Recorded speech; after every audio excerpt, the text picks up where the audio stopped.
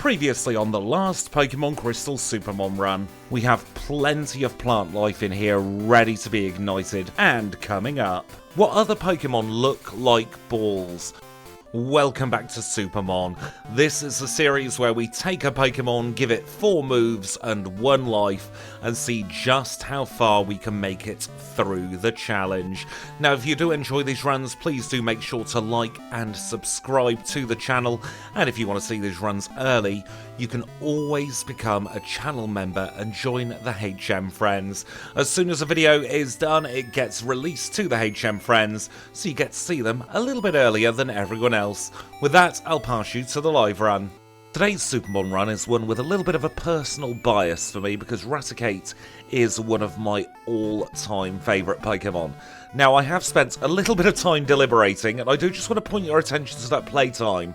I haven't been deliberating for 78 hours, however, I have been thinking for a while, and I ended up leaving my PC on overnight while I slept. So when we get to the Hall of Fame, if we get to the Hall of Fame, you know why the playtime is quite so high.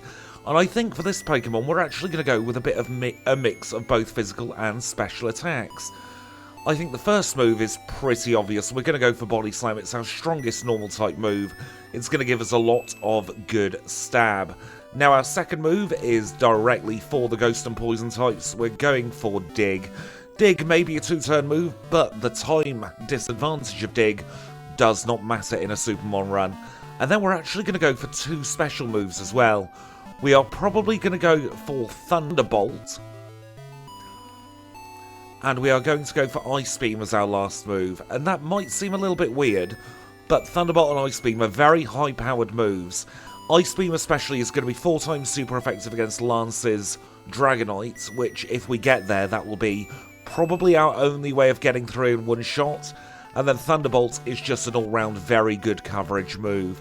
So now that we have our moves, let's take a look at the stats of our RATICATE. We are level 5 with 22 HP, holding a berry with Thunderbolt, Ice Beam, Dig and Body Slam.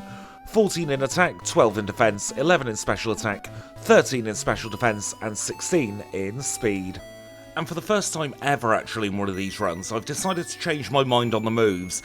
Before we've even got started, I've swapped out Thunderbolt for Bubble Beam.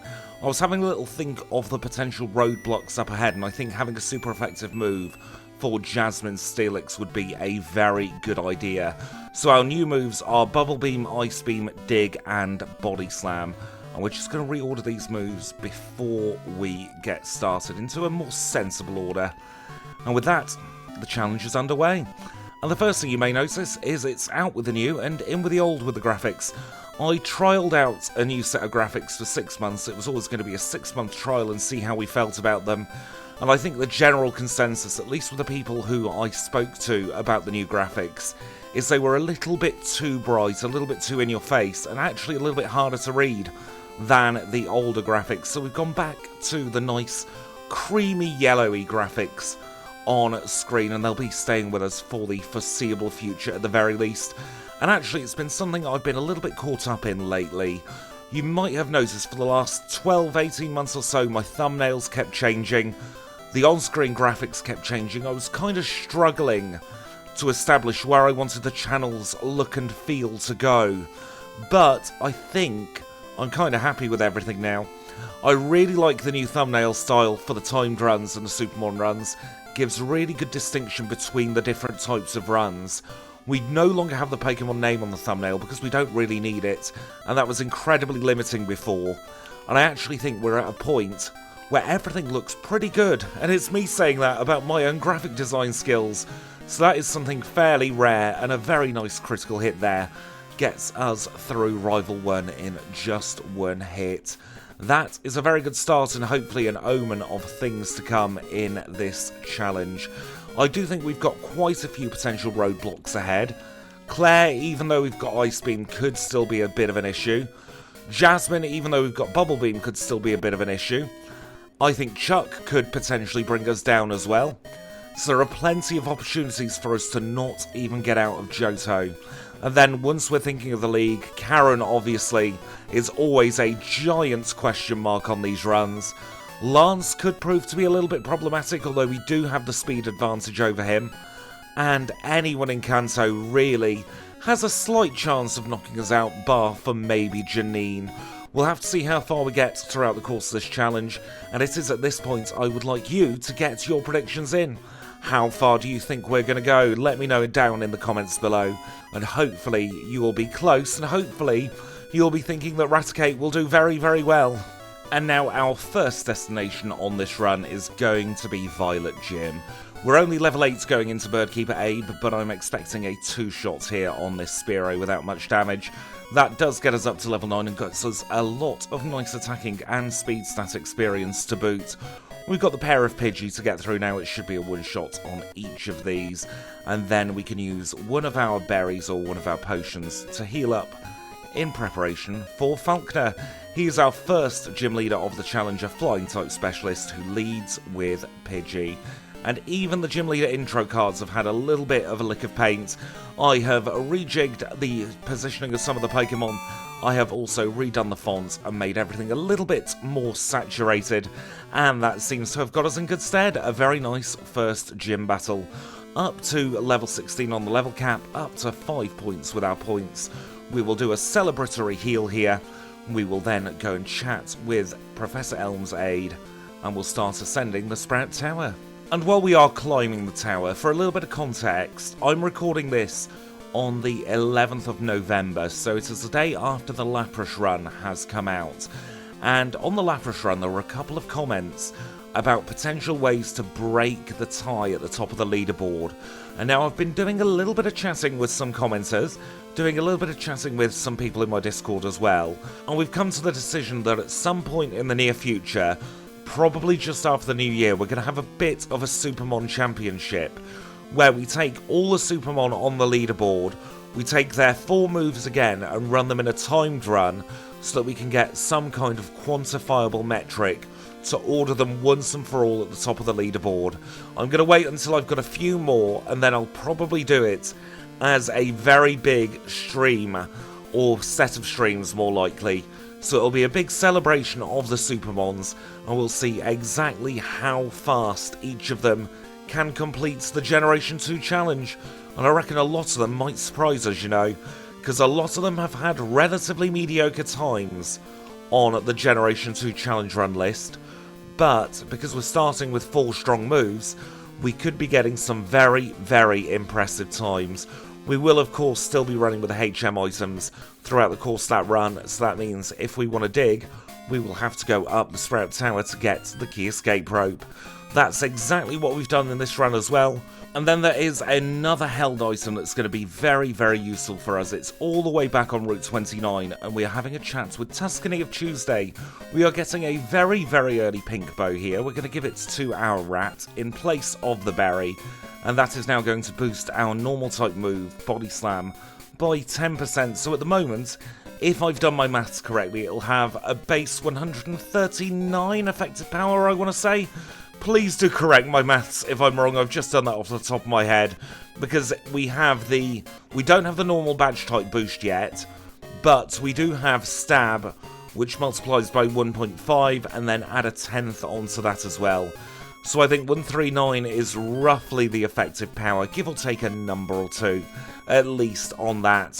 Whatever it is a very, very strong move for early on in game, and I reckon it's going to be just the trick to getting through a little bit easier.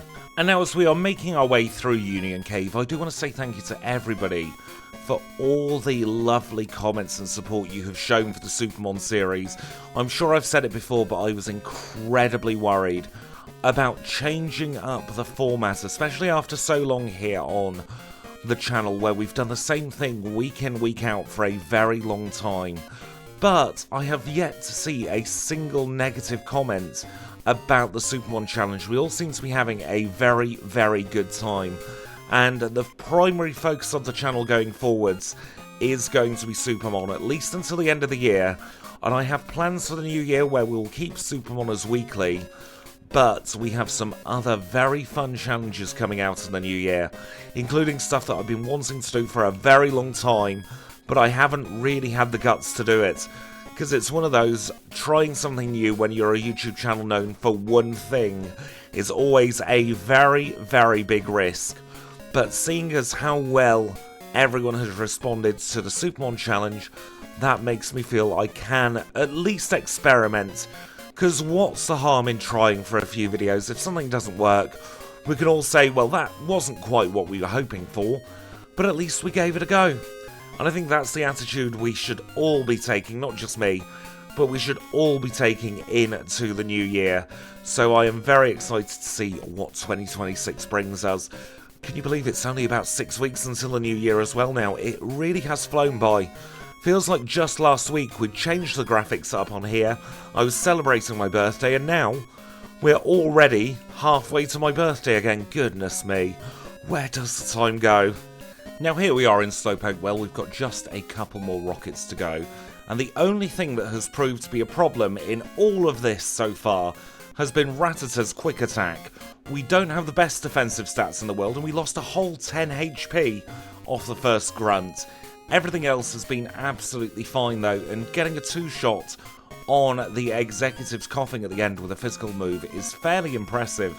It doesn't happen too often, especially when we are level capped, but that does get us an extra point, getting us up to 6 points on the board. And again, I think we're going to have a very, very simple time here in Bugsy's gym.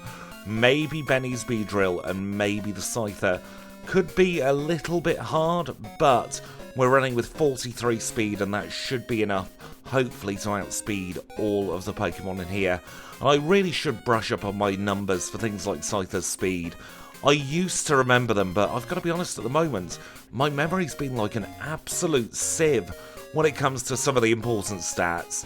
So I can be thinking I'll be fine, and then just waltzing in to a battle, completely unprepared, completely not knowing what I'm going to be facing, because I've forgotten everything. So I really hope it does come back. Interesting that we didn't one-shot the Metapod there. However, we did 2-shot, and we don't outspeed the Scyther, interestingly. However, it is a simple 2-shot, courtesy of the Pink Bow. So already the Pink Bow is putting in the work there. We do get another set of 3 points, getting us up to 9 points on the board. And we have a fresh level cap now of 20. And before taking on Rival 2, I decided to do a very quick bit of training in the Slowpoke Well. I just wanted to get an extra level and boost up our defensive stats ever so slightly. Ooh, the rival there played smart. He withdrew his Ghastly when we were underground. It's a shame that did nothing for him. We'll just have to do it again. And this time he doesn't withdraw, and it should hopefully be a 2-shot with Body Slam on the Croconaut. Unfortunately, I did commit a little bit too quickly to Dig there, but it made 0 difference for the battle. Another nice and simple rival battle, getting us up to 11 points. So once again, RATICATE is not showing any weaknesses so far, but that could all change. We've got potentially quite a difficult gym battle coming up next with Whitney, although I'm hoping that if push comes to shove, Body Slam will paralyse the cow, and she will just not be able to hit us because she'll be fully paralysed. I believe in Generation 2 the chances are 1 in 4 for being fully paralysed though, so it's not quite a coin flip in this gen. However, I don't think we're going to be going down to Whitney. Now, going through the forest, we are going to say hello to the green headman staring at the tree. Still ignoring us, still a little bit annoyed that we're not using his services anymore. I was actually considering Headbutt as one of our moves for RATICATE, but I decided to go for Body Slam just because of its slightly higher base power. Although, if we do go down, I reckon Headbutt will be one of the moves I will have an extra hard think about to put on the learn set, because you never know, the flinch chance could be what we need to get through some of these trickier battles that we'll have coming up. Camper Todd, however, is not a tricky battle. He'll go down in one hit, and already we're very close to our next level cap. There are some bits we need to do here in Goldenrod. We will go round and pick up the bicycles so that we can move in double quick time. Even though we're not on the clock, I find the movement easier actually on the bike than I do without the bike at this point. I think it's because I've spent so many hours cycling around this game. We will go into the underground and we'll take on our regular trainers down here. Donald isn't going to be any issue with his Slowpoke. In fact, we one-shot with Body Slam. We grow up to level 19, and then we have Super Nerd Tiru as well. I think that's how you pronounce his name. We're going to flex by Body Slamming a Magnemite, because it'll still go down regardless. Voltorb's no problem, this Magnemite is going to put up no resistance, and then we have another level 9 Magnemite, who is no resistance either. I think those Magnemite might need to go back to electrical school. Coin case acquired, let's go and pick up the Rentalabra from the game corner.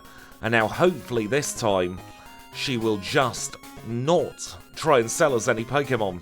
There we go, I have fixed it. The issue and the loophole of getting Pokemon from the game corner has now been closed. There's absolutely no escape from these runs. If you commit to a SuperMON, you have to run that Pokemon now. And now after beating up Beauty Victoria's Centrets, we are at the level cap. There is one mandatory trainer, of course, it's less carrying, it's less a game of cat and mouse in this one, and more a game of dog and rat, and the rats came out on top. And let's hope we can continue the rats being out on top as we take on Whitney. She is our third gym leader together today, a normal type specialist led with Clefairy that's already gone down. We've paralysed the cow as she locks herself into rollout, and we get the victory. 3 shots on the counter, get rid of it once and for all. We obtain the plain badge, getting ourselves up to 14 points, with 25 as our next level cap, and we can leave Goldenrod City with our heads held high, knowing that once again, Whitney has not been an issue. And now we're facing Juggler Irwin, and that got me thinking about the ROM hack that I'd been working on a while ago. One of the things that I wanted to do was give the jugglers a little bit more Pokemon variety, because of course they have Pokemon that are a little bit ball shaped. So I've got a question for you. What other Pokemon look like balls? Like, what other Pokemon really take on the form of balls? Let me know so I can give the jugglers some other ball-like Pokemon, because I really don't like them just having Voltorb. And now here in the National Park, we are going to bypass getting the Quick Claw. We've got no need for it in this run. We've got base 97 speed, but we will, however, have to beat up this tree. I'm intrigued to know, actually, how much does Bubble Beam do? Quite a fair bit, although Low Kick did injure us quite significantly back, but nowhere near enough for us to be worried about being knocked out. We'll get the Big Hammer, as we always do, and now we will get caught by this pesky Psychic Greg. It's been a while since we've been caught by Psychic Greg, but he did manage to lock his sights on us today, but we knock him out very easily. Let us grab this ether while we're here, and we'll figure out what on earth we want to do in Ecruteak City. And I think, we're just going to get our levels from the dance theatre. Hopefully all the Kimono girls are still a little bit hungover from Bill's massive party he holds there every single night. He's got an obsession with the 1994 Wigfield hit, Saturday Night. So every Saturday night he goes to the dance theatre and they do a performance on stage of the old Saturday Night Dance. And yeah, it's looking like even the Umbreon is still feeling a little bit worse for wear this morning. But that is what Bill gets up to on a Saturday night, if you've ever been wondering, because I know he's a bit of an enigmatic character, isn't he? And look at that, we are now at the level cap. We have, quite honestly, one of the easiest Kimono Girl times we have ever had. We get ourselves up to 15 points, and we get the raft. That means once we defeat Morty, we will be able to cross the open seas. Before we defeat Morty, though, we have to take on Rival 3. And that is exactly what we will try now. This is Rival 3, and he's going to lead with Haunter. Once again, we're going to start off with a dig on the Haunter and hope that he doesn't swap. Curse has failed. In fact, being in a semi-invulnerable turn is the only way, I believe, you can get through and bypass moves like Curse. There is no other way to do it. He did swap his Magnemite first turn, but he had no way of getting out of it second turn, and this time we will go straight for Body Slam. We have defeated Triple Question Mark for a third time. He's feeling even more annoyed than he was before. He just needs to go and catch himself a rat from Route 1, and then he will have a much easier time throughout the course of his endeavours here in the Johto region. Now that we have released the beasts, we'll get the HP up, which we'll either sell for money or put into our RATICATE. And we now have the incredibly fun task of beating up every possible permutation you can think of the Ghastly line here in the next gym. Would it really have hurt them to put in a Mischievous or two? There are 2 types of ghosts here in Generation 2, which isn't a lot. but you'd think that would have meant they would have had the opportunity to show both of the different ghost lines, because Mischievous, I believe, is actually unseen all the way through until Silver Cave. Let me know if I'm wrong there, but I've got a horrible feeling that Mischievous does not get an outing until the very end of the game, and by that point you've committed to a team, so you really couldn't give a less of a care about the Mischievous line.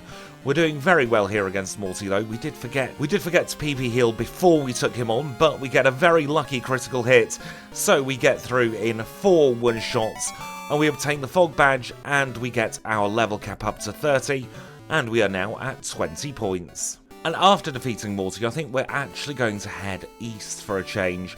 Instead of taking on Olivine and the Lighthouse, I want to try and do everything we can around Mahogany Town first. I reckon that is where we are going to get our best chance of getting some very good levels, and it might even make the rocket section slightly useful for the first time in goodness knows how many challenges. That would be very, very strange, but I kind of like the idea of going this way first, and I don't think the Red Gyarados is going to put up too much of a struggle either. But as they say, there's only one way to find out. We'll engage the Gyarados in battle and we'll see how it goes. Body Slam does an awful lot of damage. We paralysed it. Dragon Rage hits us for 40 HP, but that's all the Gyarados does. That means we can have a little chat with Lance the Liar, and I'm sure actually we'll be willing to help him out on this particular challenge because we need the levels. But before we take him on, we're going to take on yet more fish. These ones, like all the rest, will be very easy, and they will give us some delicious experience, at least the Gyarados will. The Magikarp are just there to fill time, really. So we are now at level 28. That does mean that we are going to get some meaningful levels up from the Rocket Hideout. Not a lot, but still more than we are used to. It's kind of like on the Starmie challenge where we gained a whole level and a half. I think we'll be gaining just about the same, actually, but this time because the level cap will be preventing us from getting any more levels. Here at the top of the Lake of Rage, by the way, we're still going to pick up our regular items. We can sell all the TMs for money, and the Elixir can come in quite useful just to save a trip back to a Pokemon Center, because even though we aren't against the clock, it is nice to not have to travel all the way back to a major town or city just because you've run out of PP. So let's get Hidden Power. We would have Hidden Power Dark, by the way, if we were running Hidden Power, because we have perfect DVs, but Hidden Power is, of course, banned. As you would expect, nothing really important has happened down here in the Mahogany Underground. We only took a slight bit of damage, and that was courtesy of a Rattata's Quick Attack, so that means that the only Pokemon from Team Rocket so far to damage us is Rattata, and we're running the fully evolved form of it, so I can only imagine we're going to have a very good time throughout the next part of this challenge. Lance does give us the bath plug, and we do also gain an extra points for enduring this, and that means we can enter into our next gym together. This is Pryce's Ice-type gym, and we are one-shotting Shelder, which is a very, very good sign. It is going to be a 3-shot here on the Cloyster, though, because it is one of the bulkiest Pokemon in all of Generations 1 and 2, but we are now ready to take on Pryce. So this is Pryce. He is our 5th gym leader together today, an Ice-type specialist who leads with Seal. We'll use Body Slam against the Seal and we'll knock it down in 1. Up second is Dugong, and we will continue our Body Slamming ways. Aurora Beam has not dropped our attack, so we will just Body Slam the Piloswine as well. No healing loop for Pryce today as we obtain the Glacier Badge. Our points go up to 24, and now we have 5 extra levels to play with the level cap.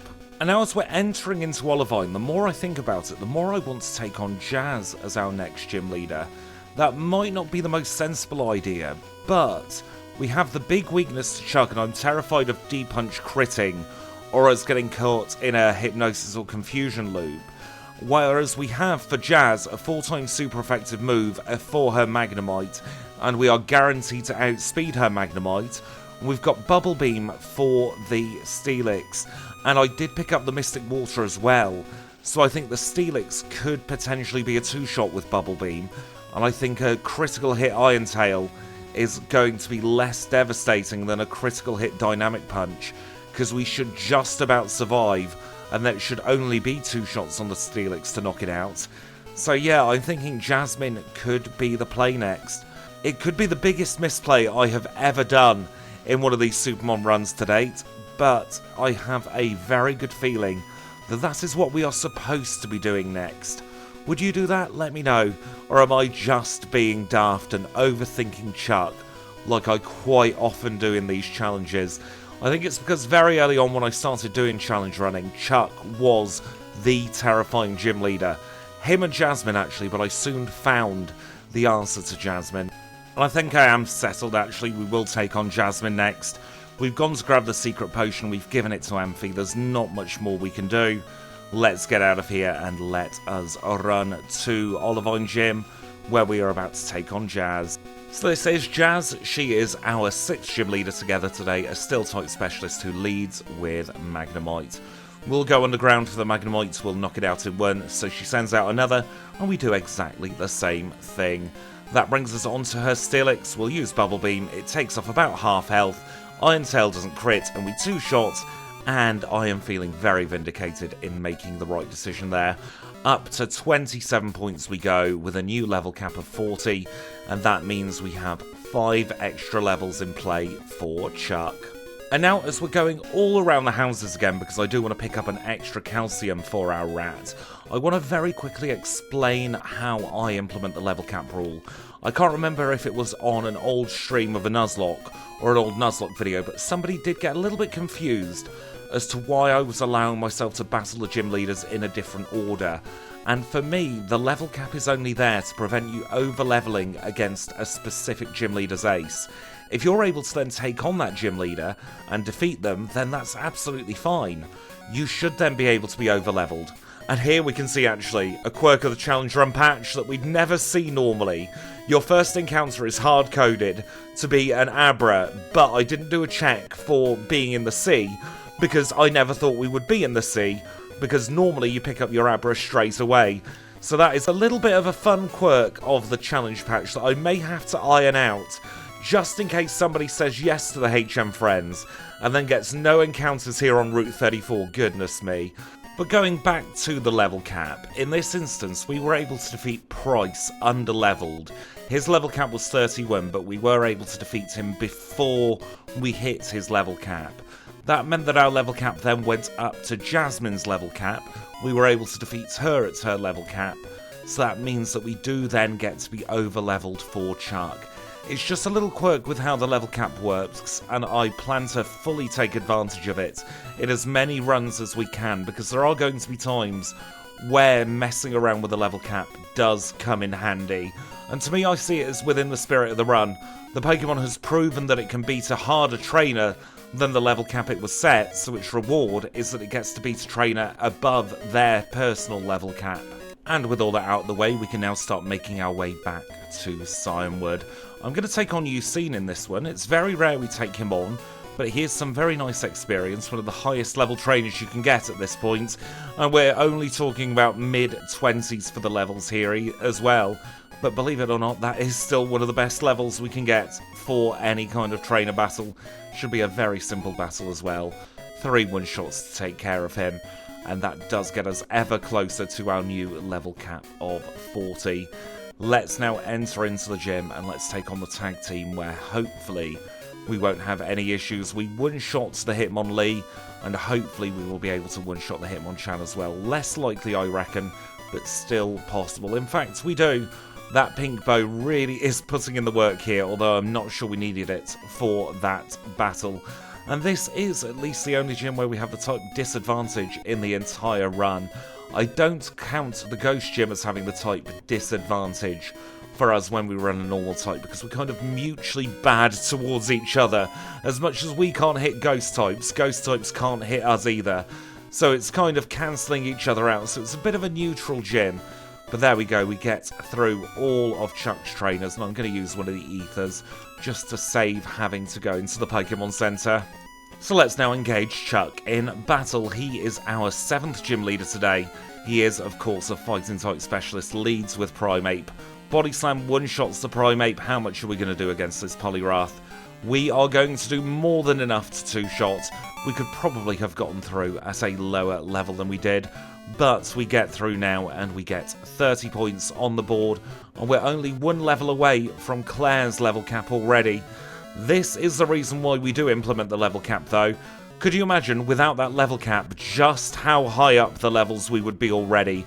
We'd be probably looking at the 50s or more. And now we're at the top of the radio tower. I don't often show this battle, but I enjoy showing it when we get to beat up all of these coughing and wheezing with physical moves and still one-shot the lion's share of them. Even Sludge hasn't poisoned for the rockets today. They're having a terrible time when we are running a Pokemon that they have a lot of, so you'd think they'd be more familiar with how they work. But that gives us a basement key. We can get out of here now and we can go and face rival number 4. Before we do though, I am going to do a very quick heal, partly for PP purposes and partly so that we can get our health all the way back up without having to dip into our potion supply. Now, I'm not expecting great things from the rival in this battle. I think we'll have a very easy time. Let's hope that isn't a sign of overconfidence. He leads with Golbats. We'll use an Ice Beam, guarantee the one shot. And up next is Magnemite. We'll go underground as we always do. He's lost his flying type Pokemon already, so he had no way of escaping the digging ways there. Neither did the Haunter, and we did dodge the curse. It's a 1-hit on the Sneasel and then probably a 2-hit on this Feraligatr. A whole 12 HP worth of damage there, Rival 4. Congratulations, you are improving ever so slightly. Right, there's more rockets to do. There might be more rockets to do, but not for you. We're verging into rhyming territory there, aren't we? If we get any further, we'll be starting doing limericks. In fact, did you know there once was a writer from Crew whose limerick stopped at line 2? Anyway, moving on, we have beaten up the final rocket now, and we do obtain a whole major point for our endeavours at the very top of the radio tower. That gets us up to 33 points. We don't need the extra pink bow from Marie, and we can now leave here and go and grab the radio card en route. Because without that, we're going to be stuck in Kanto, and we don't want to be stuck in Kanto all of our lives. There's a lot we want to do there if we can get there, but we would like the option to leave at some point. And defeating the Rockets means we can now move on into Blackthorn City, where we have Clair's gym waiting for us. This one might be tricky. I'm not sure if we're going to be able to one-shot all of the Dragonair, but we will give it a go. Now, just before taking her on, I'm trying to figure out whether it's better to go for Body Slam or Ice Beam against Clair. And I do think that they're probably both going to be much of a muchness, but the Never Melt Ice with Ice Beam might give us a slightly better chance than the Pink Bow with Body Slam. That does, however, mean it could be a 3-shot on the Kingdra. There's an awful lot of question marks for this battle. But there is no time like the present. Let's engage her in battle. This is Clair of Blackthorn Gym, and she leads with a Dragonair. We're going to use Ice Beam, and we one-shot the first one. We're on to the second, and Ice Beam is once again a one-shot. I was ready to say it's not a one-shot there. Do we get a one-shot on all 3? We get a crit on that one. That's perfectly fine by me. We'll go to Body Slam on the Kingdra as we've paralysed it. Smokescreen has hit, but we did knock it out. That means we get through Clair, and we can now move on into the Dragon's Den, where I am going to take revenge on a trainer. And if you have seen the last run, you will know exactly what I am talking about. Darren, I am coming for you. I'm going to beat you up and take your lunch money and run you over with the bike. There we go. You have been defeated. You will never, ever cause us any more trouble in any of these runs. I will guarantee it. Anyway, moving on from Darren and the awful ways that he produced in the last run. We are now going to claim our 8th and final Jotonian gym badge. To do that, we do have to answer a little survey here. It is 11212. Much like it is in the radio tower, because they only have one set of answers to their quizzes in Johto. That does mean that pub quizzes are very easy though. Let us get the rising badge. Level cap gone up to 42. Number of points gone up to 36. Number of Darrens defeated gone up to 1. That does mean as well we can now be well on our way to Victory Road. Before we go there though, I am going to pick up some extra rare candies. We're going to be going into Mount Mortar for our first one, and this one is going to get us up to 6 rare candies.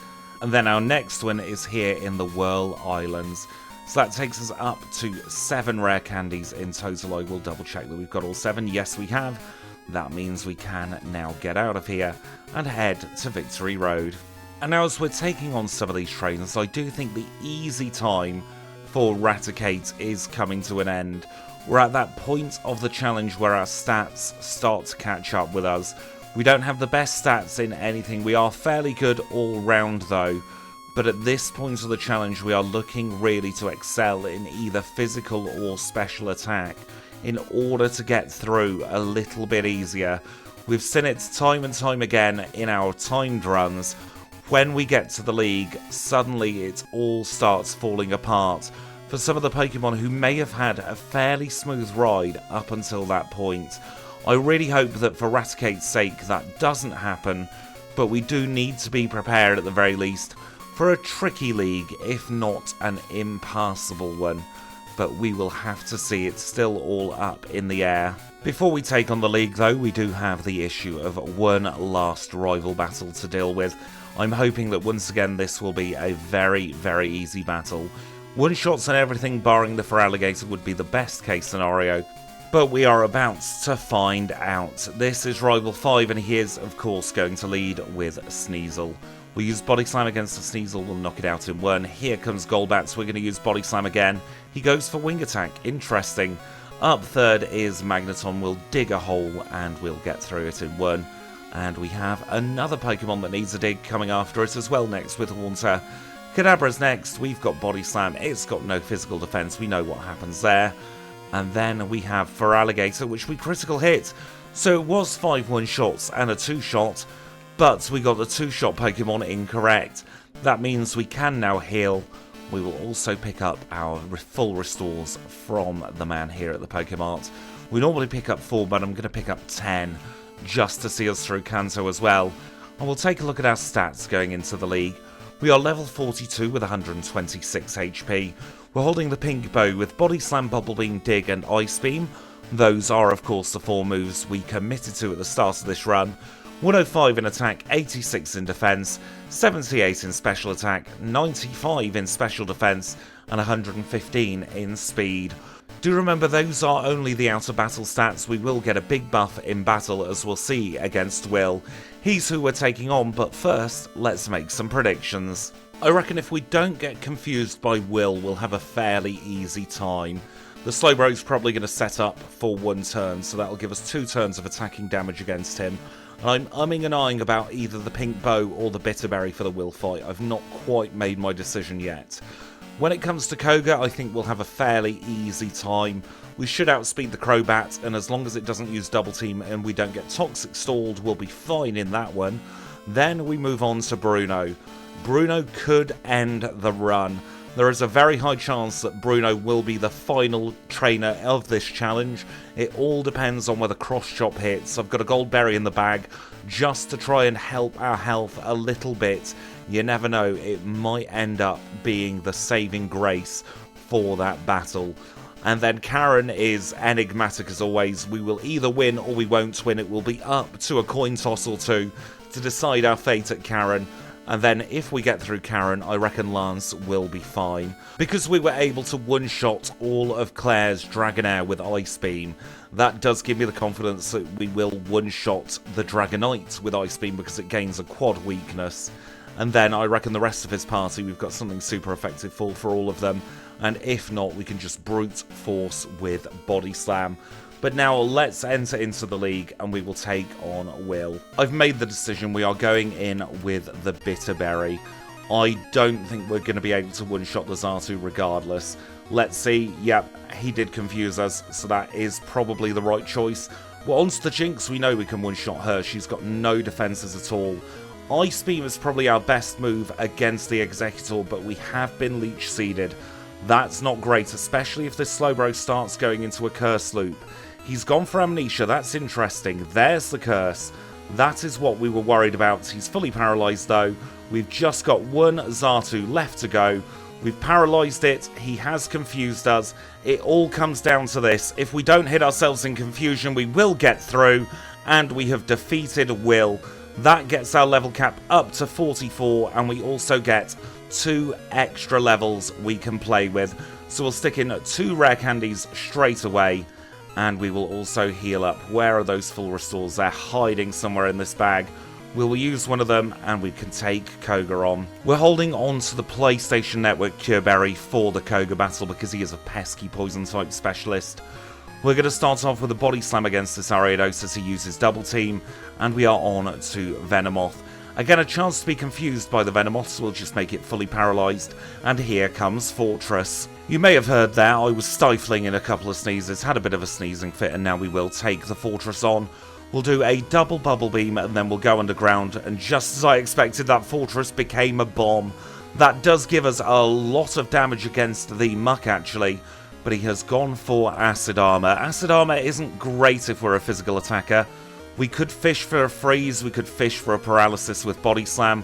We have paralysed it, and he is fully paralysed. That's brilliant. We are on to the Golbat. Let's use an Ice Beam, let's fish for a freeze again. One more Ice Beam connects, and we defeat Koga. What an interesting battle. I'm very glad we predicted the exploding Fortress there. So I've done the prep work for Bruno. I've decided to hold on to the pink bow. Our damage output is fairly low anyway. So if we can potentially get rid of some of the ranges that might happen on Bruno, I think we're in for a better chance of getting through. It does come down to probably as simple as if Cross Chop hits, we loses. If Cross Chop doesn't hit, we win. Now, we can make sure we take no damage from this Hitmontop by doing a bit of the dig shuffle there. Body Slam is a one-shot on the Hitmonlee. That's great to know. What about the Hitmonchan? It is not a one-shot, not even close. So yeah, it comes down to whether Cross Chop hits or not. This could be the end of the run here. We'll give it a try. We'll see what happens. We paralysed, and Cross Chop has missed. We are through Bruno because we have Bubble Beam for the Onyx. We are through the last trainer where we have the type disadvantage.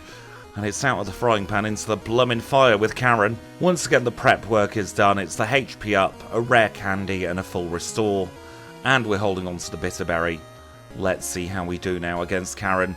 She's confused us on turn 1. She's probably going to try and confuse us again. Oh, she went Feint Attack, goodness me. Vile Plume is next. We could end up being paralysed here. We do not get paralysed. We get the Stun Spore miss. What is going on? 2-shot on this Gengar. 1-shot on this Gengar. Oh, she's gone for a switch there. Interesting. We will Ice Beam the Murkrow there.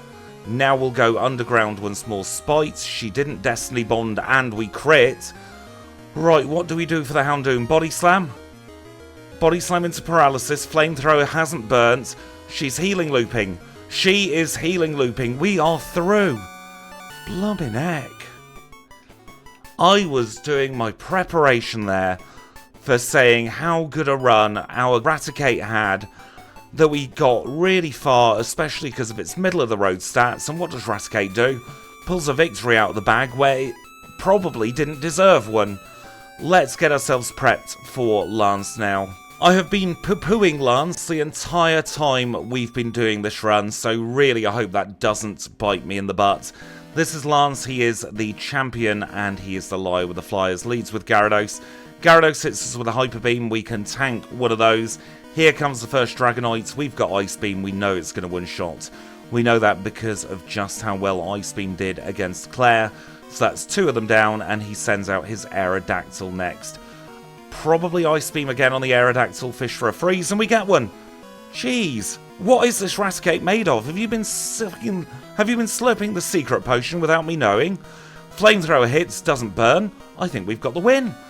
Unless we low roll on this Dragonite, which we do not do, we are the champions of the Johto region with just 1 rat, with just 1 life. We are up to 64 points on the board, and we get ourselves in to the Hall of Fame. This rat is a very plucky little rodent, isn't it? Getting itself into the Hall of Fame, and this potentially is only half of the story. We have another 8 gym badges potentially, plus the red fight left to come, so don't you dare go anywhere, because Kanto is next. And we are rejoining the action as we always do here in Vermilion City, where I'm going to pull back the curtain a little bit and let you in on a secret with this video. I had been planning for this run to end probably at either Lance or Bruno. So I had been pacing this video with a slightly longer Johto edit to try and make up for the time we'd lose by not seeing Kanto, because when it comes to long form videos, YouTube doesn't track watch percentage as its metric for success, it just tracks plain old watch time. So I wanted to edit this video a little bit longer in the hopes that we would at least see slightly higher watch time. But that has now put me in a bit of a dilemma, because I didn't expect to get through to here. I thought we'd get to Karen about the 42 minutes mark. That'll be long enough for the video. But that now means this video is going to significantly overrun compared to where I wanted it to be. I don't like releasing 3 very long videos a week. I think if I'm asking for up to 3 hours of your time a week just for videos, feels a little bit greedy and a little bit selfish to me.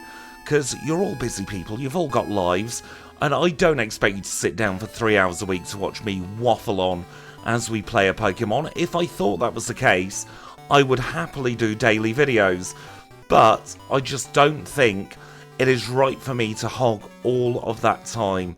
So that does mean this video is likely to overrun by quite some margin, by a lot longer than I would have hoped it to. I'll try and make this Kanto edit a little bit snappier than I otherwise would normally have done for a SuperMON challenge, but then we already cut out so much in Kanto anyway that there isn't that much left to get rid of. But we have now returned the machine part to the power plant owner. We get Zap Cannon, one of my all-time favourite moves, and we can go over to Lavender Town now in order to give or to receive, I should say, the Expin card. Now there's a lot of stuff we can cut out in Kanto, but I think you'd all riot if we cut out our next trainer, so I'm absolutely not going to be cutting it out, because I know that we are all very, very fond of 3Drill here on this channel. He's become one of the biggest friends of the channel, and because we don't do him in our timed runs anymore, it feels very, very fitting that we are able to at least challenge him in every single one of our SuperMON runs that make it to Kanto. So this is 3Drill, he is friend of the channel. He lives here in the Viridian Hedge Maze, and his 3B Drill are some of the most pleasant Pokemon you will ever get a chance to say hello to. They may look big and menacing and imposing, but those 3 Beedrill are some of the friendliest Beedrill you will ever find. And now that we've spoken with Blue, that is all of the Kanto storyline, all complete already. It takes about 3 or 4 minutes in real life if you're not bothering with the Nugget Bridge section. It is a very, very quick storyline here. That does now mean we have access to all 16, or should I say all 8, of our Kantonian gyms, and we can start thinking about who we want to take on first. And seeing as we're in the neighbourhood, why don't we take on Blaine? He is our first Kantonian gym leader together today. He is a fire-type specialist who leads with Magcargo. We have Bubble for the Magcargo, it goes down in 1. We will Body Slam the Magmar, that goes down in 1 hit as well. Probably going to be a 2 shots here on the Rapidash. Fire Blast has hit, but it has not burnt, and he gets himself caught in a healing loop. Very, very easy starts to our Kantonian gyms. That is the Volcano badge acquired. So we are up to 67 points now, courtesy of Blaine's badge, and we are about to make it 70, thanks to Janine. She is our second Kantonian gym leader, and she leads with Crobat. We one-shot the Crobat. I think that means we have the victory secure. We have paralysed the first Weezing, and Toxic has missed. We grow up to level 52 as Weezing number 2 comes out to play. Paralysed again. This time we have been poisoned, but I think it should just be a case of one-shots for the rest of the battle. She wastes her money there with a dire hit, absolutely like normal there for Janine, and we have got ourselves up to 70 points. So who do we take on next? I think Brock could be fairly easy because we have the quad super effective Bubble Beam for his rock ground types, and I can't see neither Omastar nor Kabutops causing any issues at all, really. He does, of course, have Camper Jerry guarding him, though, so we will have to get through him first. Interesting that Body Slam was not a guaranteed one-shot there. I would have probably bet my house on that being a one-shot, but the more you know. Let's engage Brock in battle now, see how we get on. We will Bubble Beam his Graveler, we'll knock it out in 1, and then here comes a Rhyhorn. We'll Bubble Beam again as we grow up to level 53, and we'll go underground. No, we won't go underground actually because he's got Earthquake. We will instead use Bubble Beam on these Omastar. 3 shots to knock out the Omastar. Here comes an Onix. There goes an Onix. And that just leaves Kabutops left to go. We will risk a single dig there. Surf hits for very little damage.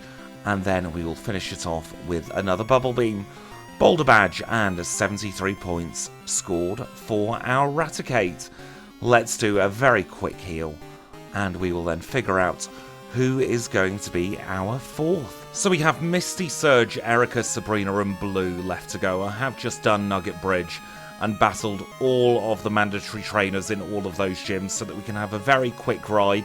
We did get up to 56, which means we can use our final 2 rare candies to get up to 58 now. And I think we'll do them probably in that order. So we'll start off by going here to Cerulean City, where we will take on Misty. She is a water-type specialist who leads with Golduck. We will one-shot the Golduck. We are holding the leftovers, by the way, now. Just for a little bit of added security, Rain Dance could be kind of terrifying. That's going to mean that this Lapras has Perish Songed. Oh dear. Right, okay, can we please get through this Starmie in one? Yes, we can. Goodness me, Perish Song was terrible there. I thought she was going to go into some kind of very heavy-hitting Surf. We get through Misty, though. 76 points on the board. Let's get out of here now. Cerulean City is suddenly a very terrifying place to be. An actual wave of adrenaline rushed through me when seeing that Perish Song then. Goodness me. Let us now try and have a much calmer battle with Erica. She is a Grass-type specialist who's going to lead with Tangela. Now, Body Slam does not have a hope in hell of one-shotting, but Ice Beam will. We will Ice Beam the Jumpluff as well because it's quad super effective. We'll swap to Body Slam for the Victory Bell. And then it's probably going to be a 2-shot either way on this Blossom. She's taking in Sunlight. Very, very simple battle. That is Erica defeated. Let us move on to probably Surge next. He's fairly easy to get to if we can get to the correct city. He is an Electric-type specialist, of course. And we have Dig for his Magneton. I can't see this going very badly at all. This is Surge. He is our penultimate, second from last gym leader, and he leads with Raichu. Raichu goes down in 1, Electro does the same. Not going to be able to one-shot with a Body Slam, so we'll dig on the Magneton. We will Body Slam the Electrode, and then we have Electabuzz left to go.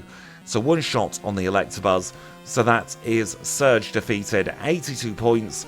We only have 2 Cantonian gym leaders left, and we are always going to face Blue last in these, so that means we are going to go in to Saffron Gym for Sabrina. So let's now engage her in battle. This is Sabrina, our penultimate gym leader, and she leads with Espeon. We have enough attack to one-shot the Espeon. That means we have enough attack to one-shot all of her team. We are also already able to outspeed Red's Pikachu, I've just noticed, with a speed of 178. Marsh Badge acquired, that is 85 points on the board for our Raticate. And that means there is just 1 gym leader between us and potentially facing Red. Now, Blue is not going to be an easy gym leader. There's no 2 ways about it. This could be our last battle. So let's take him on. This is Blue. He is the final trainer of the challenge. No, he's not. Hopefully he isn't. Goodness me, is that a premonition of things to come? And he leads with Pidgeot. Pidgeot Body Slam does now. That could have gone all kinds of wrong. We do outspeed the Alakazam and we knock it out in 1 shot. We have Bubble Beam for the Rhydon, so we know we can get rid of it. And up next is going to be Gyarados. Don't have anything fantastic for the Gyarados, so we're just going to go for the Body Slam as he sets up Rain Dance. He's also healing looping, which I'm not going to complain about. High Roll there takes care of it. What do we do with Exeggutor? Probably an Ice Beam. We have been Leech Seeded, which isn't good for us, but it should only hopefully be 2 shots against this Arcanine. Roar is failing. We're never going to complain at Roar. We are through Blue. We are getting to see Red in this challenge. 90 points acquired. I'm now getting a Candy Jar all the way up to 81. Regardless of what happens now, I am very proud of this Raticate. we have gotten an awful lot further than I expected, than I think anybody expected of this little root worm rat. You got to remember, this is one of the very first wild Pokemon you will ever encounter in all of the Pokemon series. It's not designed to be strong. It's not designed especially for a solo challenge where you get one life and that is it. This rat has gone so much further than I would have expected, and I can guarantee that you would have expected too, because if I'm biased towards this rat and didn't think it would get this far, I can only imagine what people who don't have an affinity with RATICATE would be imagining how far it would get. I think Jasmine without Bubble Beam would have been an issue. We could have gone for Flame Wheel, I suppose. Clair really did deserve to be harder than it ought to have been. Karen and Bruno were just entirely luck. And now Blue was fairly lucky as well, actually, and now we're at Red. So whatever happens, this is the final battle of the challenge. It's Red, and he leads with Pikachu. We will Body Slam the Pikachu, we knock it out in one. Now here comes Espeon. Does Body Slam one shot? It doesn't. That means Reflect is up for the Snorlax. We're probably going to be Body Slamming against each other now, and he gets the paralysis off. He's also gone to sleep very, very quickly, which is kind of rare for him to go to sleep that soon. We are doing a lot of damage against this Snorlax, but our best stat in our speed stat has now been sapped away. I've got a feeling, you know, that if we're able to get past this bear, we are going to be struggling from here on out, because he's going to wake up, he's going to go to sleep, and it's going to start all over again. I think this is the end of the line for our RATICATE. We're down to 1 HP, and it is unfortunately over for the rat. We're out of usable Pokemon. We're sent back to the Pokemon Center here. Let's take a look at our leaderboard. And so RATICATE has earned 90 points in a total, putting it in 5th place on our leaderboard, just in between Gengar and Rhydon. And that is a very, very respectable position for our RATICATE. It was our first loss at Red, but going down to the Snorlax is not shameful at all. There's no shame in going down to that Snorlax.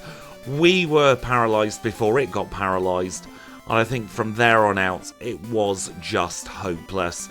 But RATICATE had a very good run, and I really hope you've enjoyed it. If you have, make sure to leave a like. If you've got any feedback, leave it in the comments down below.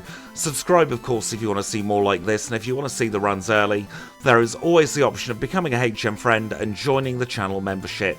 With that channel membership, as soon as the SuperMON runs are ready, they will be uploaded for you to be able to see. But until next time, I will say thank you all so much for watching. It's been an absolute pleasure, as always, and I'll catch you all very, very soon. Curiosity's got the better of me. I'm trying Red with a pink bow. I shouldn't be doing this, because it's going to feel awful if the pink bow does get us through Red. So we one-shot the Pikachu. Do we one-shot the Espeon? We do. That was a crit, though, so we won't know for absolute sure. How much do we do against the Snorlax? Yeah, we're able to two-shot it. Venusaur comes out, probably going to use Sunny Day. Is that going to mean that we would go down to the Zard, I wonder? We'll use a Body Slam. Flamethrower hits very, very hard, but only does about half health even in the sun. Let's move on to the Blastoise. We paralyse it. Blizzard misses. We had the key to victory this entire time. Let's try that actually without seeing if we crit the Espeon. We one-shot the Pikachu. Onto the Espeon once more, and yeah, it is a one-shot. Goodness me. We had an option for victory, I just couldn't see it. I thought we would need the leftovers for this battle, when actually we could easily get through. Look at that then, he didn't even bother setting up the sun. We crit the Charizard this time, and then we two-shot the Blastoise. Anyway, that didn't happen in the actual run. That was hindsight. Hindsight's 2020, but that is the way we get up to 100 points.